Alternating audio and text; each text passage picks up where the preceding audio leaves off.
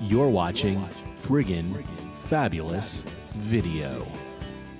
Nestled under the Brooklyn Bridge in the Dumbo section of Brooklyn, St. Ann's Warehouse has been presenting an eclectic body of innovative productions for over 27 years. One such exhibit is the recent Brooklyn Designs Expo, featuring exhibits of the best contemporary furnishings produced in Brooklyn by local designers. I caught up with Katie Deedy of Grow House Grow. Her company specializes in narrative-inspired wallpaper design, where their lifelong love of storytelling and affinity for pattern shapes every hand-printed roll they produce. All right, Katie, so let's go to the beginning. Let's go back to the beginning. How did Grow House Grow start? I mean, was this an idea that you had for many, many years, or did you just one day come up with it hanging out drinking a beer? It's sort of a blend of the two, actually. I remember the day exactly that I decided to do wallpaper, but previous to that, I was doing a lot of freelance illustration and found that most of my art was relevant to me if it had a story attached to it. I found that just putting some acrylic paint on a canvas, it wasn't really breaking any new ground and it wasn't really satisfying me. So I was poking around, working on some of my patterns, some of my illustrations, and I was in Illustrator, like on the computer, working with stuff and started copying and pasting, repeating. Realized that I could make some cool patterns out of it. So, you know, I started brainstorming, and I don't know, it was like a big light bulb over my head. Wallpaper, and I didn't know a single thing about wallpaper. It was definitely something I had no history in whatsoever. So from that day forth, I just started learning about techniques, what kind of papers to use, who's out there, who's new and contemporary. How can my illustrations work in patterns? Without giving away too many secrets, how do you actually hand design wallpaper? Like, give me an idea of the process. How do you do it? Okay, sure. Well, as I mentioned earlier, for me, when I'm creating a piece of art or design, it's important for me to have a story. So I personally start with a narrative, and that's where I get the inspiration for the concept of the design.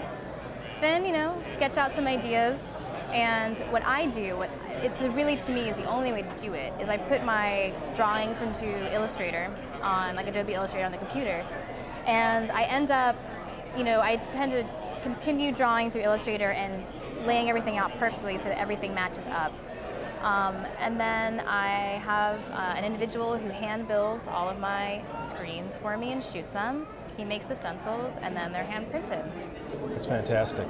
And you can get your designs in different colors. Yes. Which is kind of awesome. Yeah, yeah. Each pattern has 3 colorways it comes in, and I can do custom color. So the good thing is, like, I can even match like a bubblegum wrapper, you know, whatever someone wants. You know, it makes the patterns more versatile. All right, so let's talk about the future a little bit. I mean, with this whole process and with your company, Grow House Grow, where do you want to go with this exactly? You want to, well, obviously it would be nice if you became a millionaire because of this, but I mean, where do you see the next 4 or 5 years, say? I see the next 4 or 5 years, at this rate I'm producing 1 new line a year, which in each line so far has had 3 patterns. I would like to be able to increase the number of lines to a spring and a fall line. I also see Grow House Grow creating things other than wallpaper. I'm currently working on switch plates that match the patterns. I have some prototypes currently made in hand cast bronze, and they're beautiful. I'm looking to create switch plates that are at a lower price point because the way these were made were very difficult and very expensive.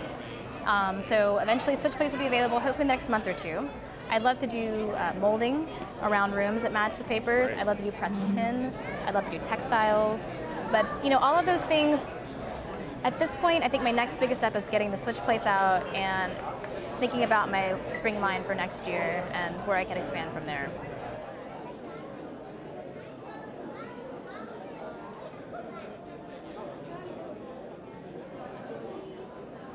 This print, titled Cattle Kate, is inspired by Ellen Liddy Watson, a frontier woman who passed away in 1889. Dubbed Cattle Kate by the local papers at the time, she was tangled in a web of rumors, mystery, and all-out lies. Renowned occultist Aleister Crowley was once dubbed the wickedest man in the world and is part of the inspiration for this print. It's also inspired by Catherine Arnold Foster, an intelligent, practical woman who thought the black arts were bogus. This print was inspired by Captain John Smith, whose final evening as captain of the world's largest sea vessel, the Titanic, was an undeniably sensational one. The Grow House Grow collection can be found online at www.growhousegrow.com.